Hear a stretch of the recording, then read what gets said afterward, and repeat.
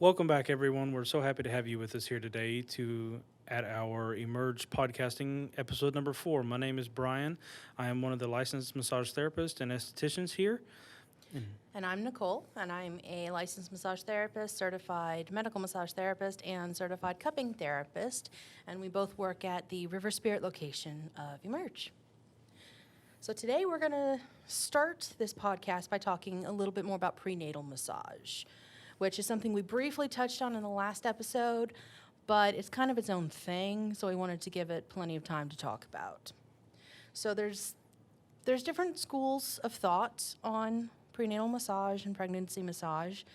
Your therapist's views are going to differ based on who taught them. In general, it is agreed that massage is very good for prenatal care, under the right circumstances, though. So it's a little tricky, prenatal massage, because it's technically a yellow light contraindication. So there are conditions where you can do it but have to make modifications, but there are also some conditions where you're not going to be able to do it at all. So one of those is going to be in the first trimester, which we talked a little bit about in the last episode. If you're in that first trimester, most massage therapists will not work on you. There has not, to my mind, been enough research done on prenatal massage and its effects on the pregnancy and its tendency to cause miscarriages. That being said, it's better to err on the side of safety, in my opinion, and most massage therapists I've talked to agree on this. So we won't do massages, generally speaking, in the first trimester of your pregnancy. Once you come out of that first trimester, as long as everything's good with the pregnancy, you're all fine. We can still do the massage. There are some other conditions where we won't be able to do it. For example, if you've got preeclampsia, not exactly safe. If your doctor has diagnosed you as high risk or put you on bed rest, we're probably not going to do it. If you've got a note from your doctor clearing you for massage during, difficult aspects of a pregnancy, such as being at high risk, then definitely bring that and we'll still be able to accommodate it. But generally speaking, if you've got something going on like that during your pregnancy, you're not going to want to seek prenatal massages. And a caveat on the first trimester for prenatal massages, most spas are classify the first trimester as 12 weeks. Some classify it as 14. I believe ours is 14 weeks. Once you are past that, it is safe to come get a massage from us.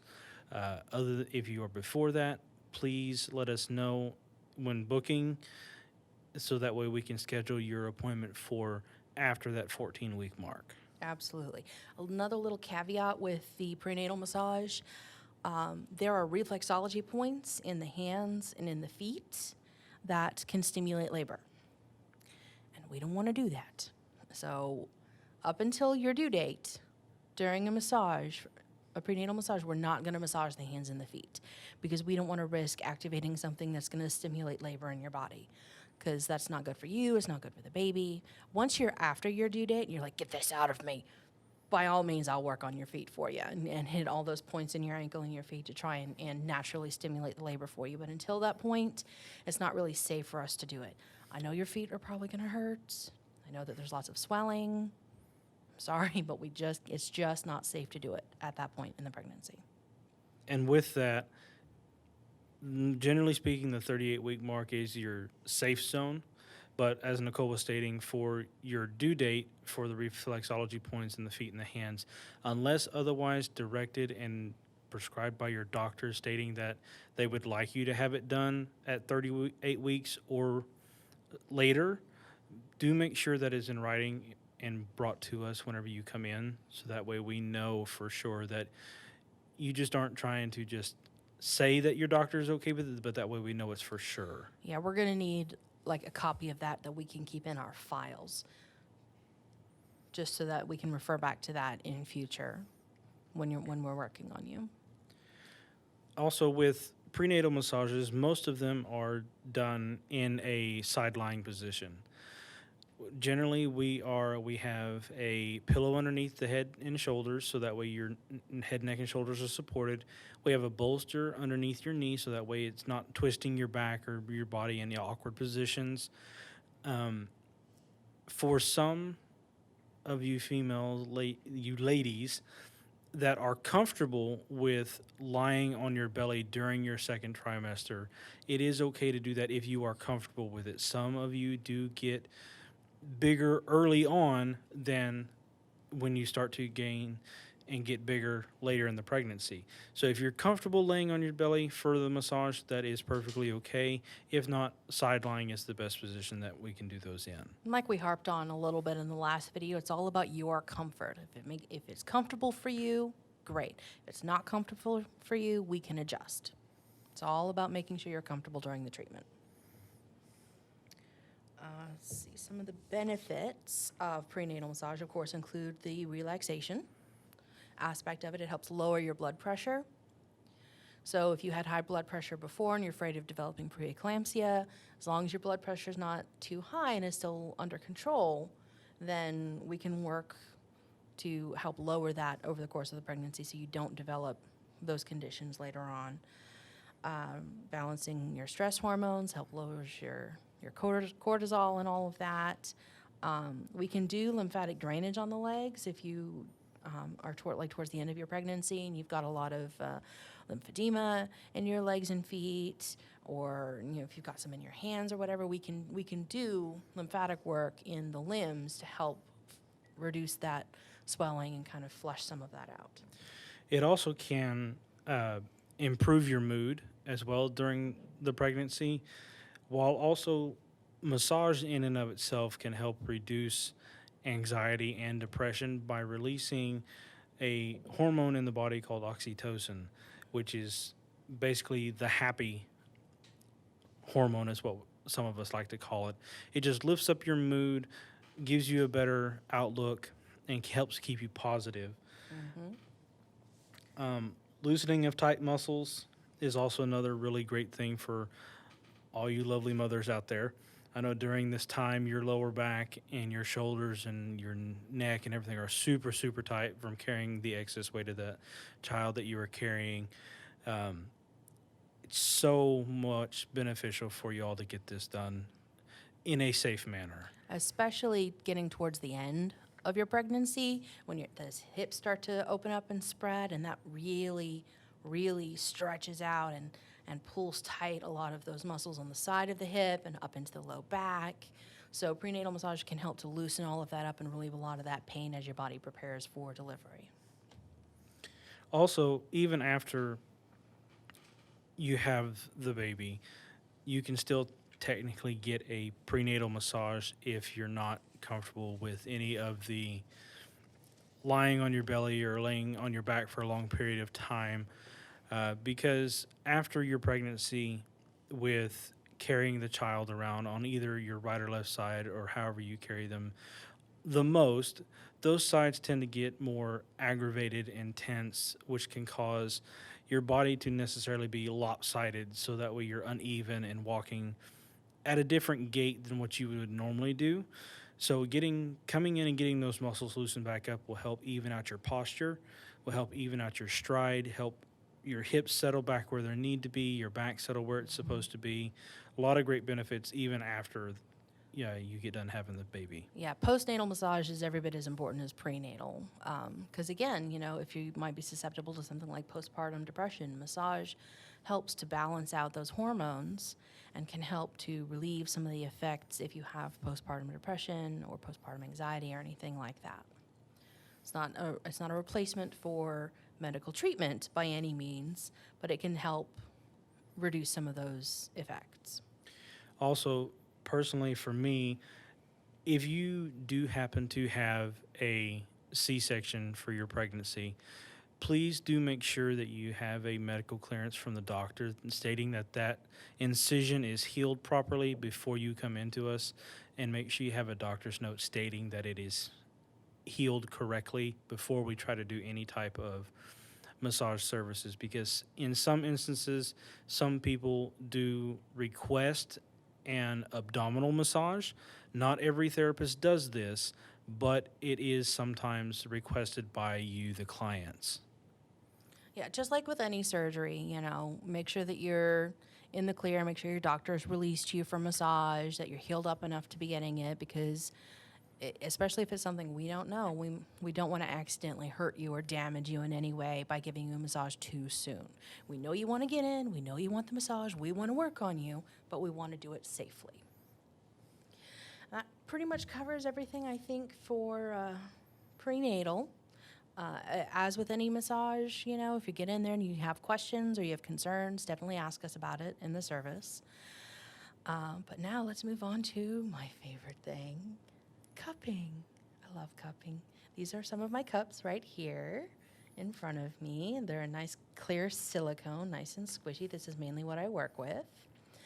But cupping it's an ancient form of body work. We've been cupping for almost as long as we've been massaging. And I like to refer to it as a reverse deep tissue, because you can get a lot of the same work done with cupping as you would with a deep tissue, but you can get it done in a lot less time, and it doesn't hurt as much. Cupping overall really shouldn't hurt at all. Like, it might be a little pinchy at first, but once the pressure and everything is adjusted and your body realizes what's happening and starts loosening up, there shouldn't be any pain at all with cupping. But it helps what it does is it pulls the muscle up away from the bone, which creates a lovely little negative space in the tissue, which allows fresh, clean blood to get in and start clearing out all of the cellular debris and other junk that's built up in the tissue. It also helps to stretch out and therefore relax the muscle, and helps to loosen up the fascia, helps get rid of adhesions, kind of stretch out scar tissue, that kind of thing. And I will be the lovely demonstration model today for you. Yeah, I've worked on Brian before, so he knows all about what I'm doing. So, like I said before, these cups that I have here are silicone. Practitioners use all different kinds of cups. There's, the lovely silicone ones here.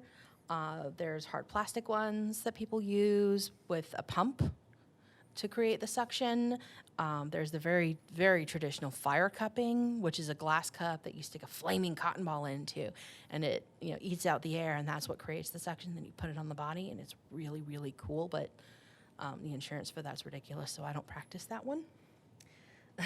But like I said, it's a reverse deep tissue, where instead of compressing things down onto the bone, we're pulling things up away.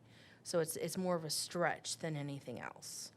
So some of the primary benefits are, as Brian can attest to, relaxation, pain relief, loosening of tight muscles and adhesions. Pretty much anything you can treat with massage, you can treat with cupping.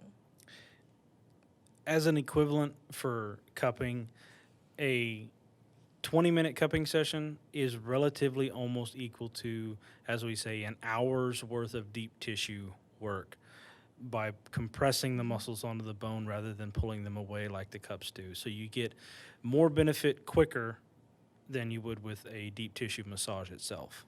Yep. And pretty much everybody can get cupping.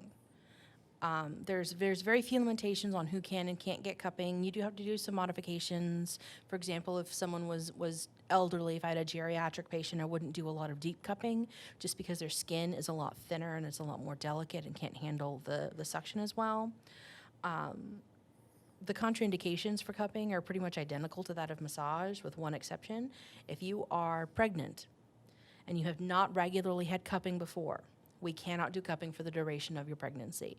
It messes too many things up. It puts too much junk in your tissue. It's just not healthy to do it during pregnancy. But once you're finished with the pregnancy, absolutely come in and get it done. The only other contraindication that's cupping exclusive is you cannot get cupped again over old marks. So if you've gone and gotten cupping 2 days ago and you've still got marks from the previous cupping session, you cannot get cupping over those marks. It has to be somewhere else on the body, because the body hasn't had time to process all of the junk that we pulled to the surface in that session. So I do know, and this is a personal experience with cupping, as being a massage therapist and an esthetician, we use our hands in our elbows and forearms a lot during services, especially for massage.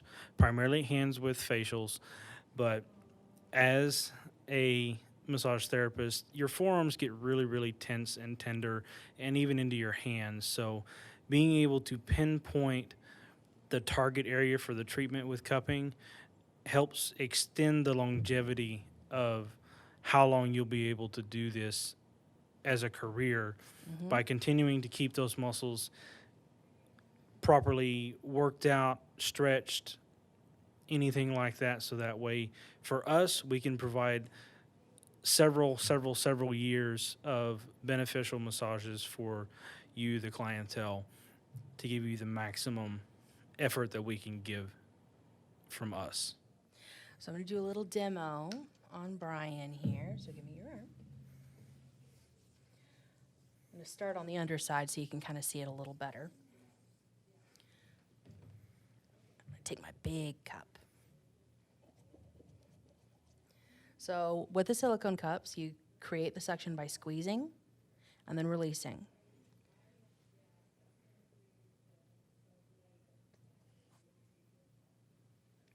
Now, as you can see, if you're watching, his skin is kind of sucked up into the cup. That's why I chose this really nice clear one, so you can see it really well. Now, the longer you leave it on, the more it's going to mark up if there's a lot of junk in the tissue. If you're someone that's gotten a lot of cupping and you don't mark up as much anymore, then you're not going to see as much of the marking. On the forearms and legs, you don't tend to mark up as much. And I feel I should mention here, it's not bruises. I'm not bruising you. These are octopus kisses. And I'll pull this cup off so you can kind of see. That's mainly the fresh blood there, but it'll be a similar mark if it's a really, clogged up tissue underneath. And also, as the recipient of cupping, if at any time you do feel a sharp pinching sensation or anything like that, let your therapist know, because it may be just a little bit too tight, and they can relieve some of that pressure so that way it's more comfortable for you to experience. It's really easy to adjust the pressure in cups of any kind. It's just break the seal a little bit and let some more air in. If you're getting cupping done and it's too tight and it's painful somewhere, and you tell your therapist this and they refuse to adjust it, run. Don't walk, run, because they will damage you if you're not careful. Generally speaking, there's two different ways to do cupping. There's the stationary cupping, which is what I'm demoing here on Brian, but there's also moving cupping, which I will demonstrate on myself a little bit, because I am basically Snow White's descendant, and it's easy to see. So put a little bit of oil on, create the suction on the arm, and then move it up and down, and you can, if you're watching, you can kind of see how it goes red along where I'm cupping. This is a gentler way of doing it. Rude. And sometimes if you do move too much, if you are a mover, especially if you have hair on your arms, it may break that seal on its own. As we just saw. Like the one next to my wrist has broken the seal. But that is just from I'm not even moving, and it's just sometimes the seals break because of the amount of hair that I may have on, or sometimes there could possibly be too much product on the skin to where it's not being able to get that exact seal. Yeah, if there's too much product on there, or if it's something really heavy like a cream, then the cup's not going to stick very well. But removal of the cup, break the seal, off it pops. Now, you'll mainly see the octopus kisses on somebody's back after they've been cupped, because the muscles there just tend to hold on to junk longer because there's not as much lymphatic flow. As I mentioned, cupping on the forearms and limbs, you don't tend to mark up as much because there's a lot more lymphatic flow. And since those marks are all of that cellular debris and other junk that's gotten pulled up to the surface, where it's visible under the skin, the more lymphatic flow there is, the faster those marks are going to clear up and dissipate. And you can assist that by doing some light lymphatic drainage on yourself, just kind of pulling the lymph through and letting things flush out so those marks clear up faster. As for the marks themselves, they generally they can last up to 2 weeks, but the way I do cupping, especially since I tend to start really gently if it's your first cupping session, they generally don't last much longer than a week. It depends on your body, it depends on your usual level of hydration, it depends on how hydrated you were when you came in and how much junk there was in your tissue. Like if I'm cupping over an old muscle tear, it's probably going to cup up, it's probably going to mark up fairly dark, and it's probably going to stick around for a hot minute. But like I said, it's not bruises, so they don't hurt. There's no pain with the marks later on because it's not blunt force trauma, which is what a bruise is. It's just all of that cellular debris and other, junk in the tissue that's gotten pulled up to the surface so that the body can flush it out and get it out of your system. Cupping is also really good for, as we've mentioned before, getting rid of adhesions and loosening up the fascia. Fascia is a connective tissue that encapsulates every muscle fiber and then encapsulates all the little bundles of muscle fiber up to and around the outside of the muscle itself and helps connect it to your skin and to other muscles and connective tissue so that, your skin's not sliding all around on your body. But you still need to have a certain amount of movement. So some people, if you take your forearm and kind of pinch it and run your thumb along, you'll feel kind of crunchy stuff. That's, the fascia's gotten hard in that area. And so you can massage yourself, you can go get a massage, or you can get cupping done to help loosen that up, and that'll take some of the pressure off the muscles, help get rid of scar tissue, any adhesions where it's holding where it's not supposed to, which messes with the muscle function, and that will help improve your pain levels and improve the muscle function as well. And one of the really nice things about cupping as well is it's not just specifically designed for arms and hands and back and legs. You can do this on your face. You can do it on your feet, tops and bottoms of the feet, tops and backs of the legs, hands. I mean, they even have some that are probably small enough to where you could have it done on your fingers, so to speak. Yes. But they do have facial cuppings where they have little bitty tiny ones to get up around the nose, around the eyes, over the lips. So this is a full body treatment. It's not a restricted treatment to certain specific areas. Yeah, and with facial cupping, you're not treating the muscles in the same way that you're treating the rest of the body. Most facial cupping is about moving lymph, reducing puffiness. It's about boosting collagen production in the skin. It's about helping to smooth out wrinkles. I call it needleless Botox because if you get, 2 facial cupping treatments a week for a few weeks, you can smooth out a lot of your wrinkles and really boost that collagen production. You can help sculpt the face a little bit and get cheekbones where there weren't cheekbones before.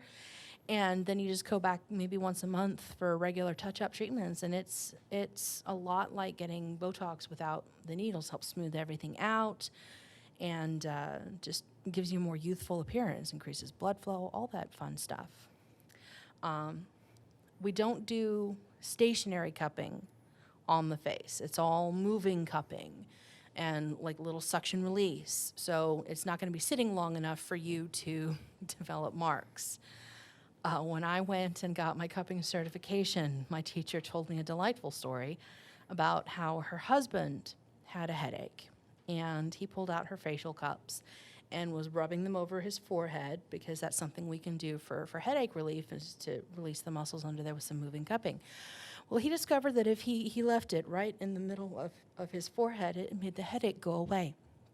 So he went back into his home office and went back to work. And she came home from the grocery store and saw the cup on his forehead and said, "Sweetie, what are you doing?" And he said, "Oh, I had a headache." And he was a unicorn for 2 weeks because he'd forgotten about the cup and left it on his forehead, and he ended up getting an octopus kiss on his forehead. So he was basically a unicorn for 2 weeks while the mark cleared up, and everybody thought that she had been beating on him. So after that, she had to lock her cups up because he could not be trusted to use them properly. It's my favorite story. One of the things that we did forget even going back through within the first episode of going over spa etiquette and what to expect with your massages. One thing, especially during the summertime, if you get a sunburn, the area that is burnt whenever you come to get a normal massage, a prenatal, a cupping session, that area has to be healed and the sunburn has to be gone away before we can work that area, because the skin and the muscles, not necessarily the muscles, but the skin is damaged and already aggravated. We do not want to make that any worse than what it is already. And same with cupping. Like I mentioned before, most contraindications for massage carry over to cupping. They're pretty much identical. If you've got a sunburn, I am not putting one of these on you over that sunburn, because that is just going to make things so much worse.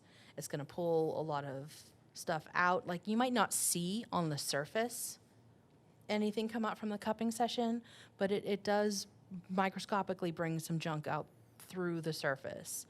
And so your skin's going to be more tender and more sensitive after a cupping session. So any kind of fresh scarring, like super fresh bruising, anything like that, burns, you can't do cupping over, because that's just going to make it worse.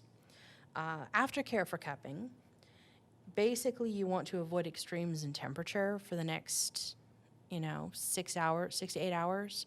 So don't go hop in a sauna after you get cupping done. Don't go out and work in the field planting flowers right after. Don't go out and go for a run in a tank top in the snow.